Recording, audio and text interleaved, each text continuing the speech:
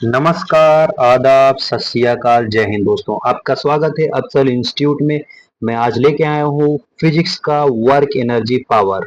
ठीक है दोस्तों, इसे हम वन शॉट में करेंगे, एक ही बार में पूरा करेंगे। इसमें सारे कॉन्सेप्ट और जो सारे फॉर्मूले हैं सब हम इसमें डिस्कस कर रहे होंगे दोस्तों। ठीक है दोस्तों, चलिए आगे बढ़ते हैं।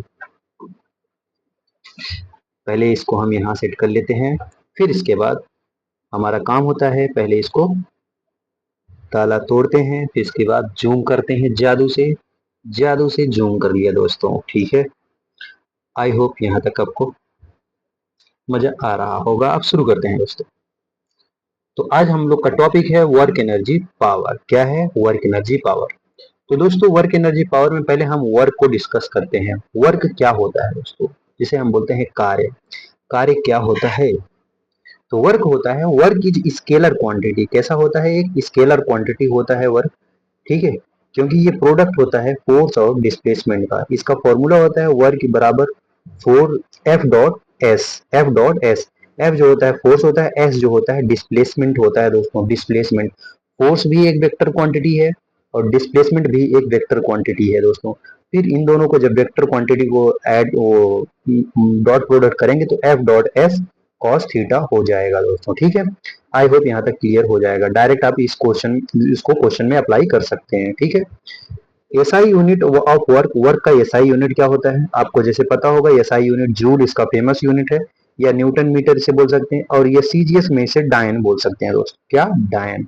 एक डायन में कितने एक डायन में कितने न्यूटन होते हैं? क्या कह सकते हैं एक न्यूटन में कितने डायन होते हैं? एक न्यूटन में 10 की पावर 5 डायन होते हैं दोस्तों। डायन डायन डायन, ठीक है। और एक जूल में 10 की पावर 7 अर्ग होता है। एक जूल में 10 की पावर 7 अर्ग होता है।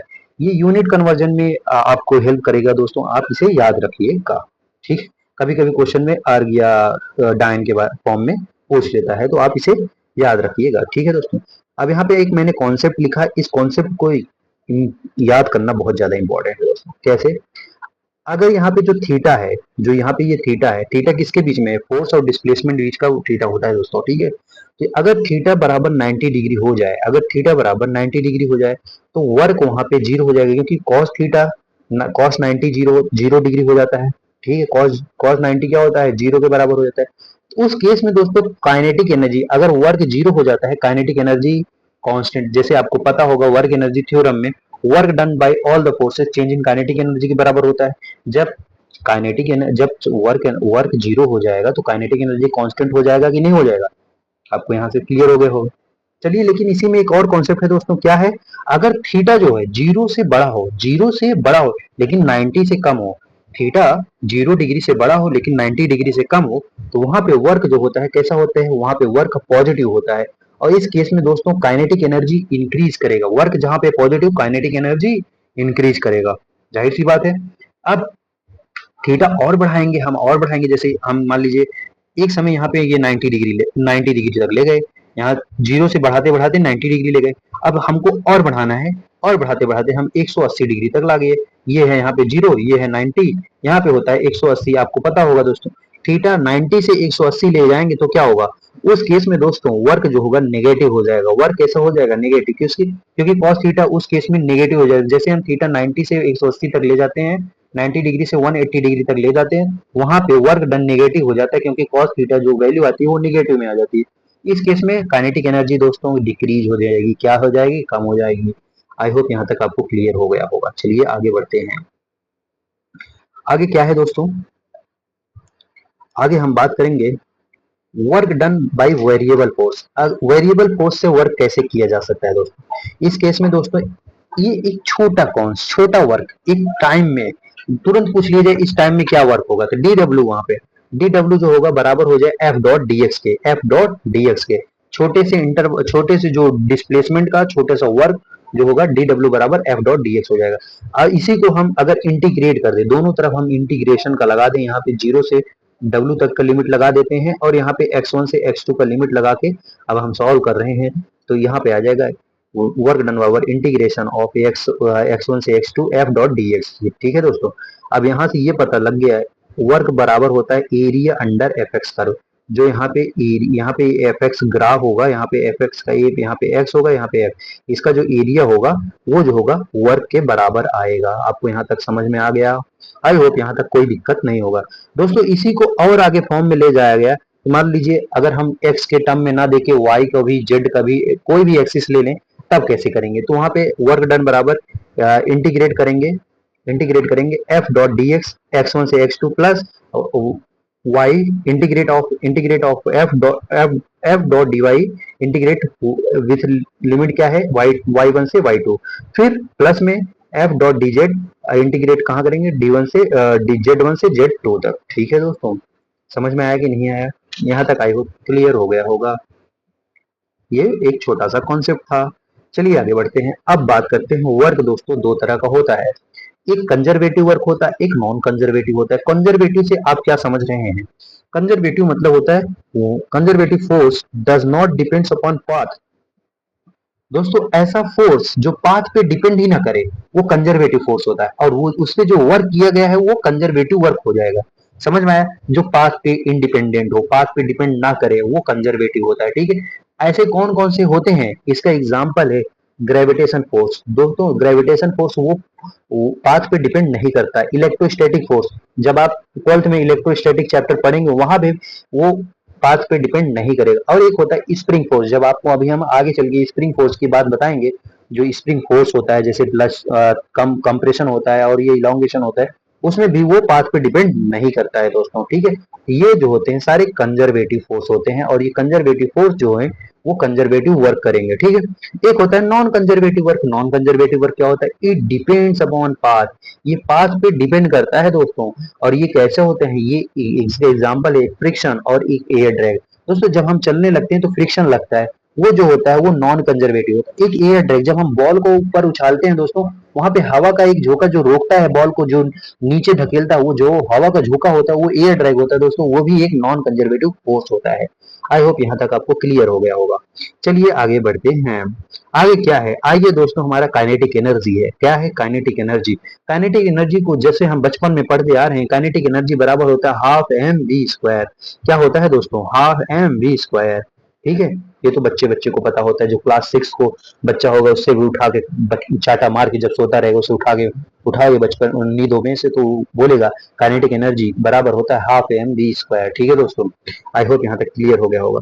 तो kinetic energy is a fame dependent. ये दोस्तों फेम डिपेंडेंट होता है, मतलब अलग अलग तरीके से डिपेंड करता है। कहाँ कौन से काइनेटिक एनर्जी किसी मास पे डिपेंड कर रहा है, कभी मास पे डायरेक्टली डिपेंड कर रहा है, कभी मास पे मतलब इनवर्सली डिपेंड कर रहा है, कभी मास पे डिपेंड ही नहीं कर रहा है दोस्तों, वो फेम पे डिपेंड करता है। ठीक है, तरह तरह का अभी हम बताएंगे कहाँ कहाँ कैसे डिपेंड करता है। देखिए जैसे काइनेटिक एनर्जी दोस्तों जो होता है वो हम पोटेंशियल एनर्जी के टर्म लिख सकते हैं पी स्क्वायर अपॉन में 2m। ये कैसे लिखा?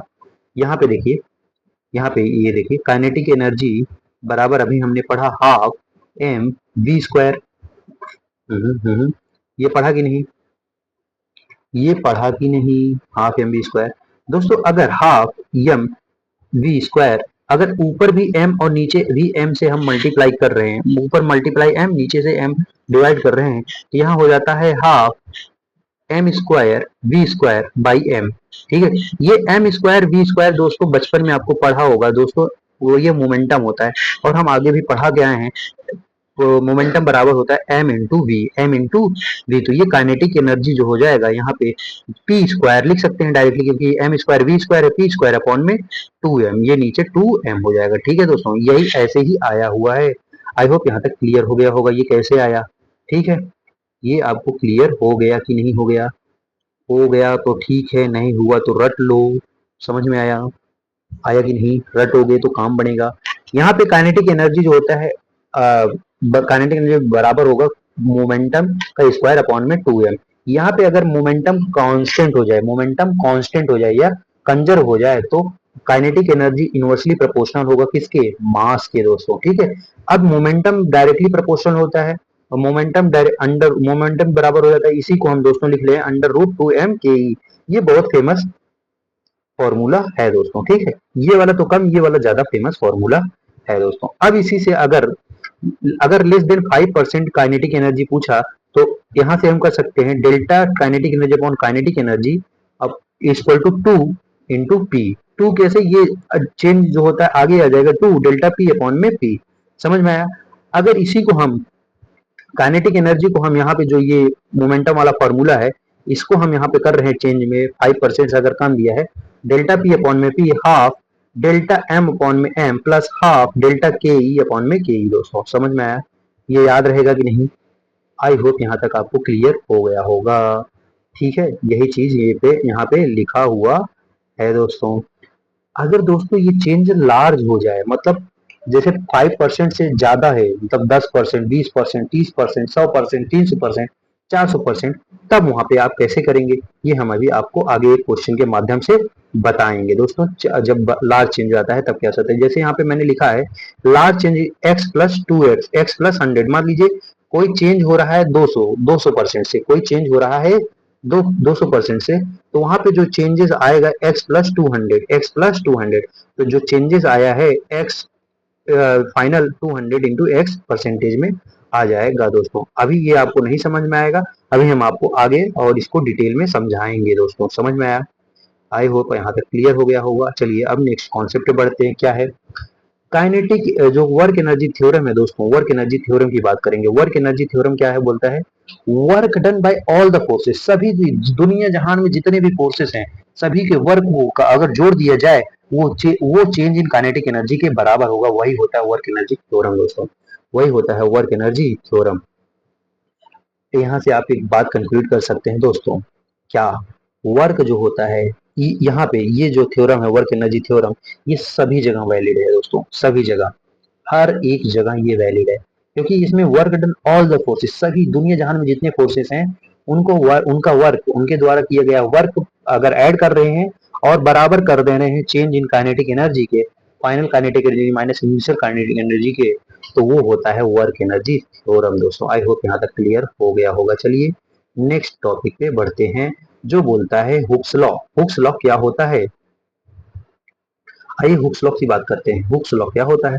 हुक्स लॉ बोलता है जो फोर्स होता है spring, Hooke's law basically spring में लगता है, वो फोर्स बराबर होता है माइनस के एक्स, और माइनस के एक्स, के एक कांस्टेंट वैल्यू है, एक्स जो होता है जो इलोंगेशन हुआ या कंप्रेशन हुआ उसकी एक्स वैल्यू हो गई। ठीक है, एफ बराबर माइनस के एक्स। ठीक है दोस्तों, माइनस जो है बेसिकली उसके उसे सही करने के लिए रखा गया है साइन को। ठीक है, आप उसे घबराइएगा नहीं। ठीक है, अब पोटेंशियल एनर्जी की बात करते हैं।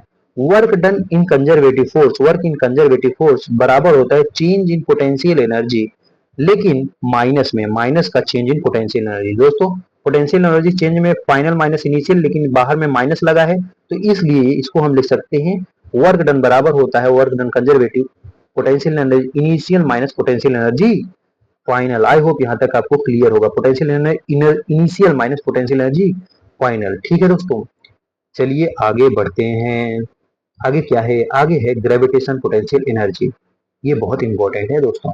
ग्रेविटेशन पोटेंशियल एनर्जी, मान लीजिए एक बॉल है, उसको हम ऊपर उछाल दिए आसमान में, ठीक है, और वहां पे जो मास ऑफ अर्थ है, जो ग्रेविटेशन पोटेंशियल है, वहां पे उसका पोटेंशियल एनर्जी निकालने का फॉर्मूला होता है यू बराबर माइनस में जी, यू बराबर माइनस में जी m1 m2 अपॉन में आर, यू बराबर माइनस में जी m1 m2 अपॉन में आर। ये तो याद होना चाहिए दोस्तों। ठीक है, आई होप यहाँ तक क्लियर हो गया होगा। चलिए आगे बढ़ते हैं।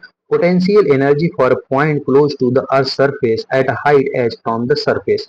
इसका अगर कुछ हाइट पे चला जाए तो वहां पे पोटेंशियल एनर्जी क्या हो जाएगा? वहां पे पोटेंशियल एनर्जी आपका mgh के बराबर हो जाएगा दोस्तों, mgh के बराबर हो जाएगा। समझ में आया कि नहीं आया? माइक सही चल रहा है? माइक सही चल रहा है आपका दोस्तों। बेसिकली क्या हो जाता है, कई बार दिक्कत हो जाती है दोस्तों, हमको दोबारा रिकॉर्ड करना पड़ता है, तो ऐसा ना हो तो हम चेक करते रहते हैं बार बार। ठीक है, आई होप यहाँ आपको डिस्टर्बेंस नहीं होगा होगा। ये आपको यहाँ तक क्लियर हो गया। कुछ हाइट पे अगर यहाँ पे चले जाएं, वहां से पोटेंशियल एनर्जी की वैल्यू निकालेंगे तो mgh के बराबर हो जाएगा। ठीक है, समझ में आया? आई होप यहाँ तक कोई दिक्कत नहीं होगा। चलिए आगे बढ़ते हैं। ठीक है दोस्तों, अब चेंज इन पोटेंशियल एनर्जी की बात करेंगे। चेंज इन पोटेंशियल एनर्जी जैसे होता है potential energy final minus potential energy initial. Potential energy final को हम मतलब इसको हम लिख सकते हैं mgh, mgh2। यहाँ पे जैसे एक बॉक्स है H2 पे, एक बॉक्स है H1 पे, ठीक है दोस्तों। H2 वाला यहाँ पे है, H1 वाला यहाँ पे है, तो फाइनल यहाँ पे अगर चेंज इन पोटेंशियल एनर्जी निकाल रहे हैं mg ब्रैकेट में H2 minus H1, mg H2 minus H1। Basically दोस्तों ऐसा क्वेश्चन यहाँ पे बनता है, एक यहाँ पे ऐसे ऐसे कर्व बने रहेगा, ठीक है, ऐसा है। यहाँ पे पॉइंट ए है, ये पॉइंट बी है दोस्तों, ठीक है। इसका हाइट है H2, इसका हाइट है H1, ठीक है। अब यहाँ पे पूछेगा, यहाँ पे एक मान लीजिए एक बॉल है, अगर मैं इसे थोड़ा सा टिल्ट कर दूं तो ये बॉल यहाँ पे पहुंच जाता है एट पॉइंट बी पे, ए से बी पे पहुंच जा रहा है, तो यहाँ पे चेंज इन पोटेंशियल एनर्जी आप बताइए। तब चेंज इन पोटेंशियल एनर्जी आप निकालेंगे दोस्तों इस फॉर्मूले से, mg ब्रैकेट में H2 माइनस H1 से, ठीक है। नोट, ग्राउंड पर पोटेंशियल एनर्जी जीरो होता है, जाहिर सी बात है ग्राउंड से हम पोटेंशियल एनर्जी जीरो ही लेके चलते हैं। जैसे ये मान लीजिए ये ग्राउंड है, ये क्या है, ग्राउंड है, और उस पर चेन रखा हुआ है, तो उस चेन का जो पोटेंशियल एनर्जी होगा वो जीरो होगा। लेकिन अगर कुछ हाइट पे रखा गया है तो उस चेन का पोटेंशियल एनर्जी mgh हो जाएगा। लेकिन उस हाइट को अगर सीधा करके खड़ा करके रखा गया है, उस पोटेंशियल एनर्जी को हो जाएगा mgh/2। h/2 क्यों होगा दोस्तों, h/2 पे उसका सेंटर ऑफ मास हो जाएगा, इस चेन का centre of mass. Centre of mass दोस्तों वो पॉइंट होता है जहां पे ये बैलेंस हो जाए। जैसे मान लीजिए ये पेन है, अगर हमें इसको, सॉरी सॉरी, मैं अपने पेन से करूंगा नहीं तो ये टूट जाएगा, ठीक है। ये पेन है दोस्तों, अगर मैं इसको ऐसे लाके इसी पॉइंट पे, किसी पॉइंट पे से मैं बैलेंस करना चाहूँ, जैसे ये मान लीजिए ये है दोस्तों, ये जो एक इसका जो बैलेंस पॉइंट है इसी बोलते हैं सेंटर ऑफ मास। लेकिन जैसे ही हम इसे थोड़ा सा टिल्ट करते हैं ये गिर जाता है, तो ये सेंटर मास से भटक गया। तो सेंटर ऑफ मास पे जब हम इसे रखेंगे तो ये बैलेंस हो जाएगा, तो वही होता है सेंटर ऑफ मास, ठीक है दोस्तों। जिससे मैंने फिर से बैलेंस कर दी, ये होता है सेंटर ऑफ मास। लेकिन अगर इसको हाइट पे ऐसे रख दिया, अब इसका सेंटर ऑफ मास क्या होगा, h/2 पे इसका सेंटर ऑफ मास हो जाएगा, ठीक है। समझ में आया, आई होप यहाँ तक क्लियर हो गया होगा। चलिए आगे बढ़ते हैं दोस्तों। अब बात करेंगे इफ बॉडी मास, यहाँ पे एक note point, if body mass लटका हुआ हो तो उसका पोटेंशियल एनर्जी बॉडी मास या सेंटर मास पर हो जाएगा। ये तो मैंने आपको पहले ही बता दिया, ठीक है। जब लटका हुआ होगा तो उसका सेंटर ऑफ मास पे ही उसका पोटेंशियल एनर्जी हो जाएगा। आई होप यहाँ तक क्लियर हो गया होगा। चलिए आगे बढ़ते हैं। आगे क्या है दोस्तों, आगे बात करेंगे स्प्रिंग पोटेंशियल एनर्जी की। स्प्रिंग पोटेंशियल एनर्जी की यहाँ पे पहले हम एक क्वेश्चन की बात करेंगे दोस्तों। एक क्वेश्चन की स्प्रिंग पोटेंशियल एनर्जी क्या होता है दोस्तों। मान लीजिए एक स्प्रिंग है, एक स्प्रिंग है, ये नॉर्मल स्प्रिंग है, मतलब ये इसको खींचा ऊंचा नहीं है, ये नॉर्मल स्प्रिंग, ठीक। लेकिन फिर इसके बाद मैंने इसे खींचा, कुछ फोर्स लगा के इसको खींचा, यस, खींच के उसको एक्स डिस्टेंस पे लाया है। मान लीजिए यहाँ से यहाँ तक एक एक्स डिस्टेंस है, ठीक है। तो यहाँ पे पूछा रहा है इसका पोटेंशियल एनर्जी क्या होगा। पोटेंशियल एनर्जी का फॉर्मूला होता है हाफ के एक्स स्क्वायर, हाफ के एक्स स्क्वायर, ठीक है। अब इसमें वर्क एनर्जी की बात करते हैं, कंजर्वेटिव वर्क। कंजर्वेटिव वही होता है, कंजर्वेटिव वर्क जो होता है बराबर होता है क्या, इसके बराबर। एक मिनट दोस्तों, एक मिनट जस्ट दोस्तों, कलर नहीं चना समझ में नहीं आएगा, हम इसको कलर चेंज कर दे रहे हैं। यहाँ पे देखिए जो वर्क कंजर्वेटिव बताया था मैंने, क्या बताया था, माइनस में पोटेंशियल चेंज। अब चेंज क्या होता है, यहाँ से यहाँ तक आया है, ये फाइनल में तो जीरो था पोटेंशियल एनर्जी, फिर बाद में हाफ के एक्स स्क्वायर हो जाएगा, तो यहाँ पे माइनस में प्लस हो जाएगा, प्लस में यहाँ पे you initial minus you final हो जाता है, यू इनिशियल हो जाएगा हाफ के एक्स स्क्वायर के, हाफ के एक्स स्क्वायर के। आई होप यहाँ तक क्लियर हो गया होगा दोस्तों, सी ठीक है, समझ में आया, समझ में आया कि नहीं आया। आई होप यहाँ तक आपको समझ में आ गया होगा।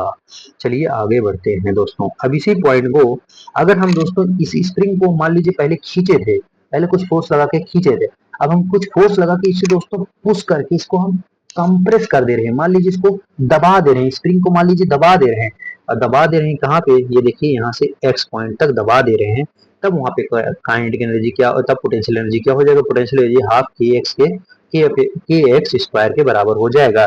अब इसमें वर्क क्या हो जाएगा, W इक्वल टू हाफ के एक्स स्क्वायर, क्योंकि जो इनिशियल तो जीरो था, फाइनल में ये हो जाएगा दोस्तों, ठीक है। यहाँ पे जो स्प्रिंग का फोर्स जो होता है F माइनस में के एक्स हो जाता है, यहाँ पे x बराबर हो जाएगा F अपॉन में के दोस्तों, F अपॉन में के। अब इसी से एक क्वेश्चन दोस्तों हम इजाद करते हैं, क्या क्वेश्चन इजाद क्या करते हैं, बस आपसे एक क्वेश्चन नॉर्मल क्वेश्चन पूछते हैं दोस्तों। जैसे मान लीजिए एक स्प्रिंग है, इसका के ए है, यहाँ पे फोर्स लगा रहे हैं F1, एक महान सा क्वेश्चन को ये क्वेश्चन कराए थे। अब यहाँ पे है, यहाँ पे F फिर फोर्स से सेम फोर्स लगा रहे हैं, के बी है, इसका के है, के बी है। अब यहाँ पे मैंने पूछा इस यहाँ पे के बी जो है ज्यादा बड़ा है के ए से, तो बताइए इसका पोटेंशियल एनर्जी क्या होगा। तो इस पे पोटेंशियल एनर्जी का वैल्यू क्या होगा, तो इसका पोटेंशियल एनर्जी के वैल्यू क्या होगा। मैं ऑप्शन भी दे रहा हूं, आप इसे करिए। पहले मैं इसे फोटो यहाँ कर लूं, फिर मैं ऑप्शन देता हूं दोस्तों। ऑप्शन जैसे है, पहला ऑप्शन है इसका कि U A potential energy of A बराबर ग्रेटर होगा पोटेंशियल एनर्जी ऑफ बी। दूसरा ऑप्शन है potential energy of A less than होगा potential energy of B. C option है पोटेंशियल एनर्जी ए बराबर होगा पोटेंशियल एनर्जी ऑफ बी। और D option होगा none none of the above. ठीक है, नॉन ऑफ द अबव, ठीक है, नॉन। ठीक है दोस्तों, अब आपको इसमें बताना है कैसे करना है दोस्तों। इस क्वेश्चन को देखिए, पहले आप करिएगा, नहीं समझ में आया फिर ये सुनिएगा, पहले पॉज करके करिएगा, ठीक है। पॉज करके कर लिया, चलिए सुनिए, सही किए कि गलत। देखिए, आपको पता होना चाहिए ये होता है पोटेंशियल एनर्जी हाफ के एक्स स्क्वायर, ये होता है कि नहीं होता है। आप दोस्तों यहाँ से निकाल लिए हैं एफ इक्वल टू क्या होता है, एफ इक्वल टू होता है माइनस में के इंटू एक्स। यहाँ से एक्स इक्वल टू हो जाएगा एफ अपॉन में के, एफ वन में के हो जाएगा। यहाँ पे एक्स की वैल्यू रख देंगे हाफ के, एक्स की जगह रख देंगे एफ स्क्वायर हो जाएगा अपॉन में के स्क्वायर हो जाएगा। यहाँ से के से एक के कट जाएगा, तो यहाँ से यू बराबर हो जाएगा हाफ एफ स्क्वायर अपॉन में के, ये आ जाएगा। यहाँ पे दोस्तों u जो होगा इनवर्सली प्रोपोर्शनल हो जाएगा के, u जो होगा इनवर्सली प्रोपोर्शनल हो जाएगा के। तो यहाँ पे देखेंगे के भी ज्यादा बड़ा है, के जिसका वैल्यू ज्यादा वो क्या हो जाएगा, उसका पोटेंशियल एनर्जी कम, यानी बी का पोटेंशियल एनर्जी कम होना चाहिए। तो ये पहला ऑप्शन सही हो जाएगा दोस्तों। समझ में आया कि नहीं आया, आई होप यहाँ तक कोई दिक्कत नहीं हो गया होगा। चलिए मैं इसे बादल बना के क्या कर दूं, डिलीट कर दूं। ठीक है, समझ में आया कि नहीं दोस्तों, आई होप यहाँ तक क्लियर हो गया होगा। चलिए नेक्स्ट पेज पे चलते हैं। ठीक है, ये ये पेज की सारी बातें हमने कर ली है, लगभग। चलिए आगे बात करते हैं। आगे क्या है दोस्तों, आगे अच्छी चीजें हैं, अच्छी बातें हैं। पहले इसे हम इसे ताला तोड़ेंगे, फिर से जादू से जूम करेंगे दोस्तों।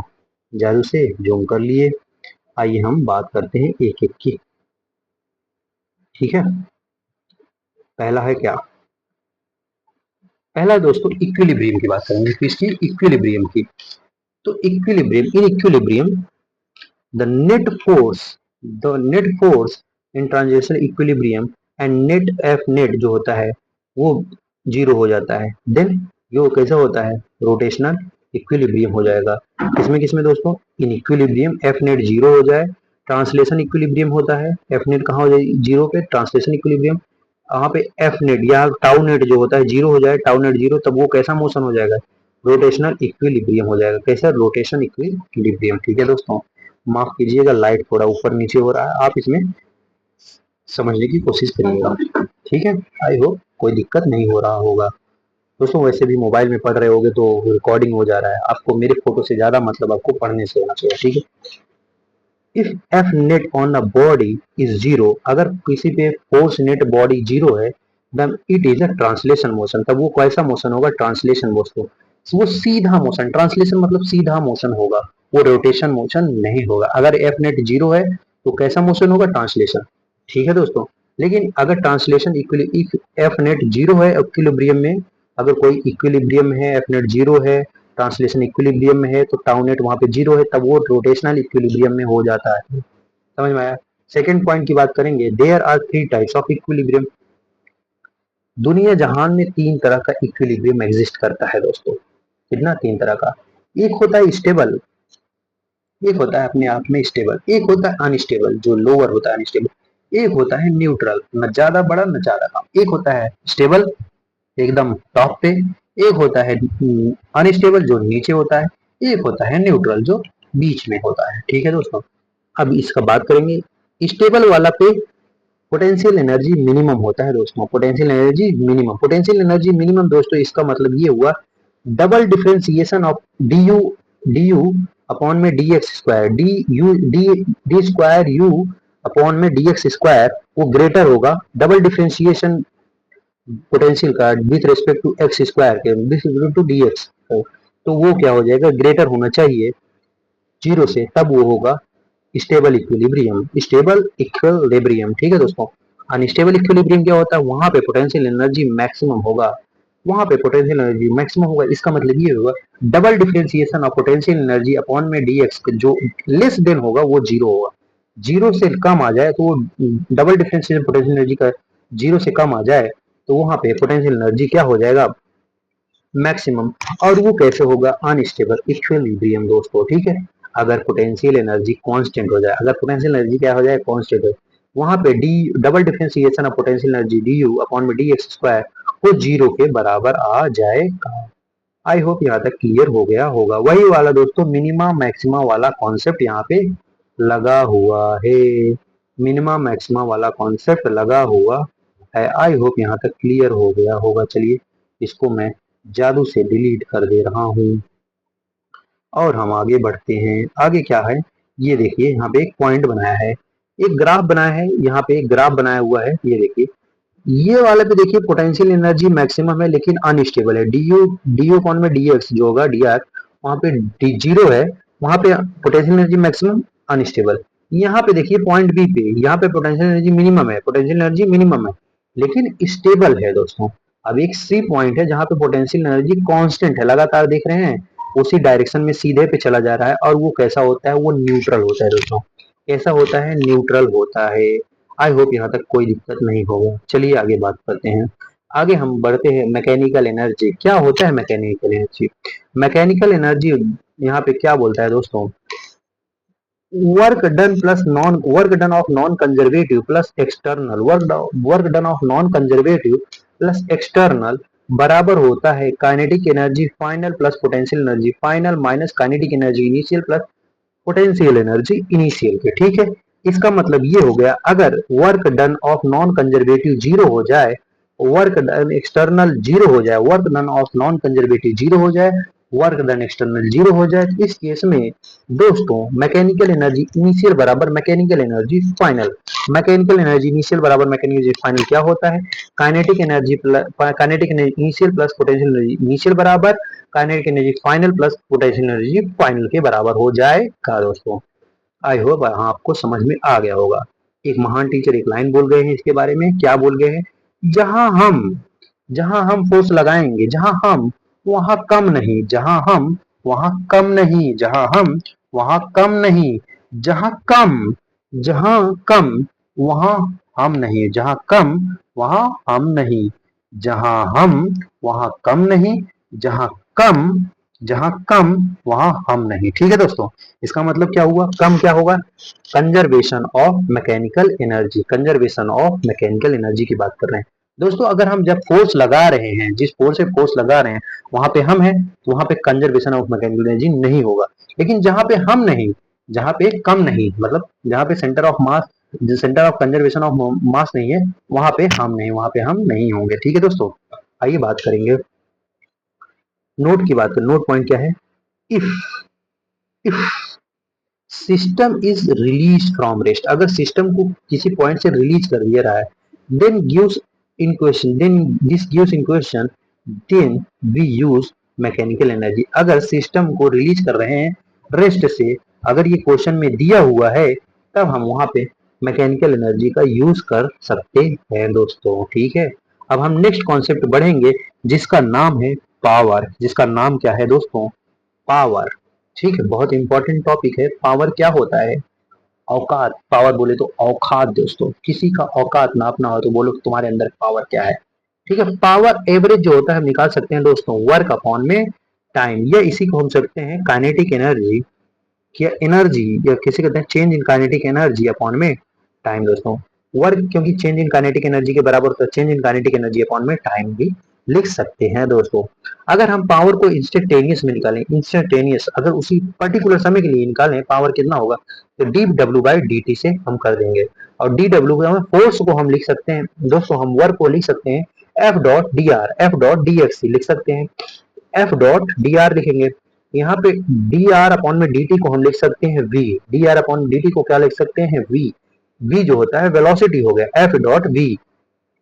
ये एक बहुत इंपॉर्टेंट फॉर्मूला हो गया पावर इंस्टेंटेनियस का, पावर बराबर एफ डॉट वी, ठीक है दोस्तों, ये याद रखिएगा।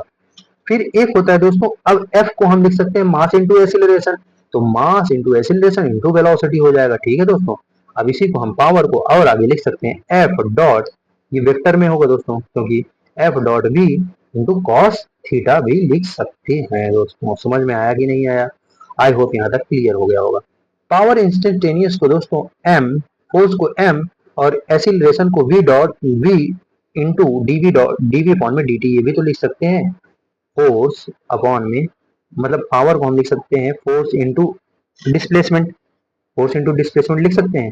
फोर्स को लिख सकते हैं दोस्तों फोर्स इंटू वेलोसिटी, या ऐसे लिख सकते हैं फोर्स इंटू वेलोसिटी। ठीक है, अब फोर्स इंटू वेलोसिटी लिखिए, फोर्स को हम क्या लिख सकते हैं दोस्तों, mass into acceleration into V. Mass into acceleration को क्या लिख सकते हैं, मास, सॉरी मास, अरे यार mass into velocity, velocity acceleration को डीवी बॉन में dt लिख सकते हैं कि नहीं, dp बॉन में dt, एक्सीलरेशन को ये लिख सकते हैं कि नहीं, ये भी लिख सकते हैं। दोस्तों समझ में आया कि नहीं? आई होप यहाँ तक कोई दिक्कत नहीं होगा। इफिशियंसी की बात करेंगे दोस्तों, इफिशियंसी जो होता है पावर आउटपुट पे पावर इनपुट होता है, power output upon power into into 100 हो गया। ठीक है, यहाँ पे एक कन्वर्जन आ जाता है दोस्तों, 1 किलो वाट बराबर होता है, 1 किलो वाट बराबर होता है 10 पावर 3 वाट। लेकिन यहाँ पे एक हार्स पावर बराबर होता है, एक हार्स पावर जो होता है वो बराबर होता है 746 वाट, 746 वाट के। 1 किलोवाट 10 पावर 3 वाट के बराबर, एक हार्स पावर 746 वाट के बराबर होता है, 746 वाट के बराबर होता है दोस्तों। ठीक, इंजन के लिए बात कर लेंगे दोस्तों, यहाँ पे इंजन के लिए, और इंजन आगे लिखा हुआ है, चलिए आगे ही देख लेते हैं। और इंजन की बात करेंगे दोस्तों, लाइट कट गई लेकिन हम रुकेंगे नहीं दोस्तों, बस खत्म होने वाला है। ठीक है, इंजन की बात करेंगे। इंजन क्या होता है, work done by the friction, जो होता है वर्क डन बाय फ्रिक्शन क्या होगा, में भी पॉजिटिव नेगेटिव और जीरो भी हो सकता है। फ्रिक्शन के द्वारा वर्क पॉजिटिव भी हो सकता है, नेगेटिव भी हो सकता है और जीरो भी हो सकता है। दोस्तों नोट में हम क्या लिखेंगे, नोट में दोस्तों काइनेटिक एनर्जी डायरेक्टली प्रोपोर्शनल होता है मास के, इफ अगर वेलोसिटी कांस्टेंट हो जाए या सेम हो जाए, अगर वेलोसिटी कांस्टेंट या सेम हो जाए तो इस उस केस में दोस्तों काइनेटिक एनर्जी डायरेक्टली प्रोपोर्शनल होता है मास के। अगर मोमेंटम कांस्टेंट हो जाए, अगर दोस्तों p मोमेंटम कांस्टेंट हो जाए या सेम हो जाए, तो उस केस में हमने बताया आपको काइनेटिक एनर्जी इनवर्सली प्रोपोर्शनल होता है मास के। दोस्तों एक चीज और, ये बहुत इंपॉर्टेंट है, ये ज्यादा टीचर नहीं बताते हैं, यहाँ पे मैं आपको बता रहा हूँ। Kinetic energy is independent to mass, kinetic energy independent होता है मास के, कब, जब क्वेश्चन में डिस्टेंस गिवन हो और फोर्स कांस्टेंट हो। जब क्वेश्चन में डिस्टेंस गिवन हो और फोर्स कांस्टेंट हो, वहां पे लिखा रहेगा force constant and distance given रहेगा, तब उस केस में काइनेटिक एनर्जी इंडिपेंडेंट होता है मास के। इसका ग्राफ दोस्तों कुछ इस तरह होगा, काइनेटिक एनर्जी और मास का यहाँ पे इस केस में आ जाएगा ऐसे सीधा स्लोप लाइन। ठीक है दोस्तों, स्ट्रेट लाइन। ठीक है, क्योंकि डिपेंड ही नहीं करेगा। आई होप मैं क्लियर हो गया हूँगा। चलिए आगे बढ़ते हैं। आगे दोस्तों एक मैं क्वेश्चन में लिखा हूं, अगर एक इंक्लाइन प्लेन है, एक पहले एक इंक्लाइन प्लेन है, आधा जगह मतलब इसका इंक्लाइन प्लेन आधा जगह जो यहाँ से यहाँ तक है वो स्मूथ है, फिर और आधा जगह जो है वो रफ है, आधा जगह रफ है। दोस्तों एक बॉल है, अगर मान लीजिए एक मास है, एक बड़ा मास है, उसको हम वहां से इंक्लाइन करा रहे हैं, ऊपर से फेंक रहे हैं। तो इस केस में दोस्तों एक डिस्टेंस है एस, यहाँ पे मान लीजिए कोई थीटा है, तो उस केस में अगर हम बोलें इसका क्या होगा, तो म्यू क्या हो निकलेगा, म्यू जो निकालना होगा, म्यू बराबर होगा 2 tan थीटा। दोस्तों ये आप याद रखिएगा, म्यू बराबर क्या हो जाएगा, 2 × tan थीटा।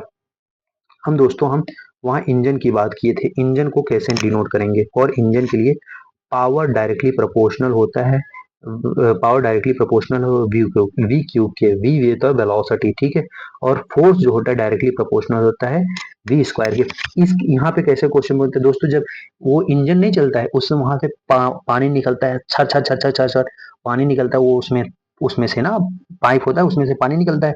जब वहां से पानी निकलता है एक रेट से निकलता है, उस केस में जब वहां पे पूछेगा तो वहां पे पावर जो आएगा वो वी के वेलोसिटी के डायरेक्टली प्रोपोर्शनल होगा क्यूब के, और फोर्स उस केस में वेलोसिटी के स्क्वायर के प्रोपोर्शनल हो जाएगा दोस्तों। ठीक है, इसी केस में दोस्तों अगर हम अब इसी केस में हम बात कर लेंगे, अगर पावर को हम एक दे देंगे मास, यहाँ पे एक कांस्टेंट लगाएंगे मास पर यूनिट लेंथ, इसे म्यू बोलते हैं, और वी क्यूब, यहाँ पे वी क्यूब की बात कर लेंगे, इसे मास पर यूनिट लेंथ बोलते हैं। ठीक है दोस्तों, म्यू को क्या बोलते हैं, मास पर यूनिट लेंथ। ठीक है, एक कांस्टेंट लगा के ऐसे भी कर सकते हैं। और काइनेटिक एनर्जी यहाँ से पूछ लिया जाए तो काइनेटिक एनर्जी का फॉर्मूला दोस्तों कैसे आएगा? काइनेटिक एनर्जी बराबर, जैसे आप जानते होंगे कैसे होगा, half half mu into V cube, half mu into V cube. ये आप याद रख सकते हैं दोस्तों एक्स्ट्रा पॉइंट के तौर पे। ठीक है, ये पूछा जा सकता है और पूछा जाता है। ठीक है दोस्तों, आई होप यहाँ तक मैं क्लियर हो गया हूँगा। चलिए आगे बढ़ते हैं। आगे क्या है? हाँ दोस्तों, ये पॉइंट देखिए बहुत इंपॉर्टेंट है। अगर फोर्स निगेटिव हुआ तो वो अट्रैक्टिव होगा, अगर फोर्स पॉजिटिव हुआ तो वो रिपल्सिव होगा। अगर फोर्स अट्रैक्ट निगेटिव हुआ तो वो अट्रैक्टिव होगा, अट्रैक्ट करेगा। अगर फोर्स निगेटिव हो तो वो अट्रैक्ट करेगा, अगर फोर्स पॉजिटिव होगा वो तो रिपेल करेगा, वो रिपेल करेगा। यहाँ तक क्लियर हो गया होगा, आई होप यहाँ तक क्लियर हो गया होगा। चलिए आगे बढ़ते हैं। आगे यहाँ पे और हम पेज ऐड करके एक बात करना चाहते हैं। एक बात क्या करना चाहते हैं दोस्तों, वो देखिएगा। देखिए, पहले है वर्टिकल सर्कुलर मोशन की बात करेंगे। किसकी? अरे यार, पेन बंद हो गया। वर्टिकल, अरे चल जा भाई। वो यहाँ पे लिख क्यों नहीं रहा? हाँ sorry, vertical circular motion, vertical circular motion की बात करेंगे। ठीक है दोस्तों, इस केस में क्या होता है दोस्तों, देखिए जैसे क्या होता है, यहाँ पे एक रस्सी से एक धागे से बॉल को बांध दिया जाता है, एक धागे को बॉल को बांध दिया जाता है। कुछ डिस्टेंस पे जाके यहाँ पे मान लीजिए, अरे स्ट्रेट नहीं बनता है ना तो फिर अच्छा नहीं लगता है। सॉरी दोस्तों, मैं बनाने की पूरी कोशिश करूंगा। जैसे यहाँ पे एक स्ट्रेट लाइन आ गया, यहाँ पे ऐसे बन गया। ठीक है दोस्तों, यहाँ पे कुछ पॉइंट से ऐसे जा गया। ठीक है, मान लीजिए यहाँ पे क्या था, वी नॉट, क्या था वी नॉट, यहाँ पे हो गया वी थीटा पे। ठीक है, यहाँ पे ये एंगल थीटा बन जाता है। ठीक है, ओके। इसका लेंथ है एल। ठीक है, इसमें टेंशन हो जाएगा टी, टेंशन क्या होगा, टी। ठीक है दोस्तों, इसका मास है एम। ठीक है, अब इस केस में दोस्तों, अब यहाँ पे पहला पूछा जाता है क्वेश्चन। क्या क्वेश्चन होता है दोस्तों? वेलोसिटी मिनिमम बताइए। यहाँ पे velocity velocity minimum, velocity minimum जब पूछा जाएगा, कितना मिनिमम वेलोसिटी होगा उसे घुमाने के लिए, एक सर्कल में घुमाने के लिए दोस्तों, उसकी वैल्यू होती है √5 GR, 5 GR। ठीक है दोस्तों, अगर वेलोसिटी मिनिमम पूछा जाए कि एक उसको सिर्फ एक चक्कर लगाने के लिए, तो वहां पे मिनिमम वेलोसिटी हो जाएगा √4 GR के बराबर हो जाएगा। ठीक है दोस्तों, अब कुछ टेन, अगर मतलब इसका टेंशन की वैल्यू कुछ थीटा पे, अगर कुछ एंगल यहाँ पे मान लीजिए, यहाँ पे थीटा पे आ जाए, कुछ थीटा पे वैल्यू, उसकी टेंशन वैल्यू निकालना हो तो कैसे निकालेंगे? टेन थीटा निकाले, mv² अपॉन में l माइनस में 2mg plus 3mg cos theta, 3mg cos theta के बराबर आ जाएगा। आई होप यहाँ तक क्लियर हो गया होगा। ठीक है दोस्तों, अब हम बात करेंगे टेंशन मैक्सिमम की। किसकी? टेंशन मैक्सिमम क्या होता है? टेंशन मैक्सिमम दोस्तों यहाँ पे आता है, इस केस में यहाँ पे जो डाउनवर्ड होगा वहां पे टेंशन मैक्सिमम आ जाएगा। इस केस में टेंशन मैक्सिमम क्या होता है दोस्तों? mv² अपॉन में l प्लस में mg। ठीक है, आई होप यहाँ तक क्लियर हो गया होगा। चलिए नेक्स्ट पेज पे हम चलते हैं, जिससे और अच्छे से क्लियर हो जाए। ठीक है, अब इसी केस में दोस्तों क्या होता है, टेंशन मिनिमम पूछा जाता है। टेंशन मिनिमम क्या होता है? टेंशन मैक्सिमम पढ़ लिए, कब टेंशन मिनिमम होगा? टेंशन मिनिमम क्या होता है दोस्तों? यहाँ पे mv² अपॉन में l माइनस में 5mg कर देंगे तो वो टेंशन मिनिमम आएगा। दोस्तों अगर ये डायरेक्ट याद रखेंगे तो आपको क्वेश्चन लगाने में बहुत इंपॉर्टेंट हेल्प करेगा दोस्तों। ठीक है, सॉरी दोस्तों, बहुत गर्मी हो गई है। फिर अगर टेंशन मैक्सिमम की बात करेंगे, tension maximum minus tension minimum, tension maximum minus tension minimum कर देंगे तो यहाँ पे आएगा 6mg के बराबर, 6mg के बराबर। ठीक है दोस्तों, एज इट इज यही वैल्यू आपको याद रखना है। दोस्तों एक इंपॉर्टेंट चीज और पूछा जाता है कि कुछ यहाँ पे मान लीजिए, ये क्वेश्चन है, यहाँ पे जो जाएगा पी थीटा पे, यहाँ पे क्या वेलोसिटी होगी कुछ एंगल पे जाने के बाद, तो वेलोसिटी फाइनल वी थीटा जो होगा वो direct V square into V naught का स्क्वायर जो initial velocity plus plus 2 G L और ब्रैकेट में दोस्तों कॉस थीटा माइनस में 1 होगा दोस्तों। ठीक है, ये इंपॉर्टेंट फॉर्मूला है, आप इसे डायरेक्ट ही याद कर सकते हैं दोस्तों। ठीक है, अब बाकी मैं आपको यहाँ पे एक बता देता हूँ, जैसे यहाँ पे ही बताता हूँ। सॉरी एक मिनट, एक नेक्स्ट पेज लेता हूँ। हाँ दोस्तों, जैसे मान लीजिए एक सर्कुलर मोशन हो रहा है। क्या हो रहा है? सर्कुलर मोशन हो रहा है। यहाँ पे 1 मिनट में सर्कुलर चीज ले लेता हूँ कुछ चीज से। हाँ, अरे ओहो, 1 मिनट दोस्तों, एक ही मिनट रुक जाओ आप। तो मान लीजिए मैं एक सर्कल बना लेता हूँ। क्या बना लेता हूँ? सर्कल। सर्कल बन गया, ये बन गया दोस्तों, ठीक है। यहाँ पे ऐसे यहाँ पे मास लटका हुआ है। तो दोस्तों इस पॉइंट पे ये ए पॉइंट है, यहाँ पे मान लीजिए ये बी पॉइंट है, यहाँ पे मान लीजिए ये सी पॉइंट है, यहाँ पे मान लीजिए ये डी पॉइंट है, ठीक है। समझ आ रहा है? अब यहाँ पे मैक्सिमम फोर्स होगा, जो वेलोसिटी होगा अंडर रूट 5 जी आर के बराबर होगा, ठीक है। यहाँ पे वेलोसिटी जो हो जाएगी, वेलोसिटी ऑफ पॉइंट बी, यहाँ पे हो जाएगा अंडर रूट 3 जी आर के बराबर, ठीक है। और यहाँ पे वेलोसिटी है अंडर रूट जी आर के बराबर हो जाएगा, ठीक है दोस्तों। ये हो जाता है 5 जी आर, 3 जी आर और जी आर के बराबर हो जाती है, ठीक है। ये इंपॉर्टेंट है, याद रखिएगा, ठीक है। इस यहाँ पे टेंशन मिनिमम हो जाता है, यहाँ पे टेंशन मिनिमम हो जाता है, यहाँ पे टेंशन मैक्सिमम हो जाता है ए पॉइंट पे, ठीक है दोस्तों। समझ में आया? यहाँ पे टेंशन एट एंगल 3 पे चला जाएगा दोस्तों। आई होप यहाँ तक क्लियर हो गया होगा, ठीक है। चलिए आगे एक नेक्स्ट क्वेश्चन की बात करते हैं दोस्तों। एक नेक्स्ट क्वेश्चन है जो इम्पोर्टेंट क्वेश्चन है, उसे हम लास्ट क्वेश्चन के तौर पे हम देखेंगे। क्या है? देखिए, एक पोटेंशियल एनर्जी है E अपॉन में एक्स की पावर 12 माइनस में बी अपॉन में एक्स की पावर 6 दिया हुआ है दोस्तों, ठीक है। यहाँ पे दिया हुआ है। तो देन पूछा है स्टेबल इक्विलिब्रियम बताइए। Then then stable stable equilibrium कहाँ होगा? कब स्टेबल इक्विलिब्रियम कहाँ होगा, ठीक है दोस्तों। इसको इसको कैसे करेंगे दोस्तों? आपको पता होना चाहिए इस केस में, जब फोर्स बराबर 0 होगा या D you by D R 0 हो के बराबर हो जाएगा, तब होता है दोस्त, ठीक है। अब इस केस में जब D you by D R 0 करेंगे तो दोस्तों ए बार में एक्स की पावर 12 बराबर पी अपॉन में एक्स की पावर 6, ठीक है। ये आ जाएगा। अब इसको हम डिफ्रेंशिएट करेंगे, दोनों को डिफ्रेंशिएट करेंगे, क्योंकि दोनों एक एक वैल्यू होती है, ठीक है। अब इसको डिफ्रेंशिएट करने के लिए पहले हम क्या करते हैं, एक लाइन बनाते हैं। यहाँ पे लिखते हैं डी ए की पावर एक्स की पावर माइनस में 12 अपॉन में डी एक्स, ठीक है। डी आर का डी एक्स बराबर में डी अपॉन में बी की पावर एक्स की पावर -6 अपॉन में डी एक्स, ठीक है दोस्तों। अब जब इसे डिफ्रेंशिएट करेंगे, यहाँ पे -12 ए एक्स की पावर -13, ठीक है, ये आ जाता है। यहाँ पे करेंगे माइनस में 6 बी अपॉन में एक्स की पावर -7, ये आ जाता है। तो यहाँ से माइनस माइनस करने कट जाते हैं, यहाँ पे कट जाता है, यहाँ पे 2 ए एक्स की पावर -13 को नीचे यहाँ पे 13 आ जाता है, बराबर यहाँ पे बी अपॉन में एक्स की पावर 7 दोस्तों। 2a अपॉन में b जब इधर जाएगा तो यहाँ पे x की पावर 13 अपॉन में x की पावर 7 जब ऊपर जाएगा दोस्तों, इसको मैं फोटो को ऊपर कर देता हूँ जिससे आपको क्लियर हो। 2a अपॉन में b बराबर हो गया x की पावर 6, ठीक है। जब इसको सॉल्व करेंगे तो x के बराबर दोस्तों, x बराबर क्या आएगा? 2a अपॉन में b के होल ब्रैकेट में 1/6 आता है दोस्तों। ओके, इसको 1 मिनट, यहाँ पे 1/6 हो जाएगा, 1/6 हो जाएगा दोस्तों, ठीक है। ये आपका आंसर हो जाएगा, ऐसे करा जाता है, ठीक है। आई होप यहाँ तक आपको क्लियर होगा। चलिए नेक्स्ट पॉइंट पे बढ़ते हैं। अब यहाँ से हमारा लास्ट टॉपिक हो गया खत्म, ठीक है दोस्तों। यहाँ से वर्क एनर्जी पावर का सारे कॉन्सेप्ट मैंने पढ़ा दिए हैं दोस्तों। आई होप आपको क्लियर हो गया होगा।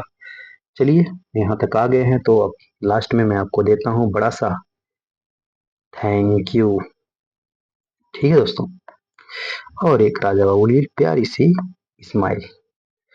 नमस्कार।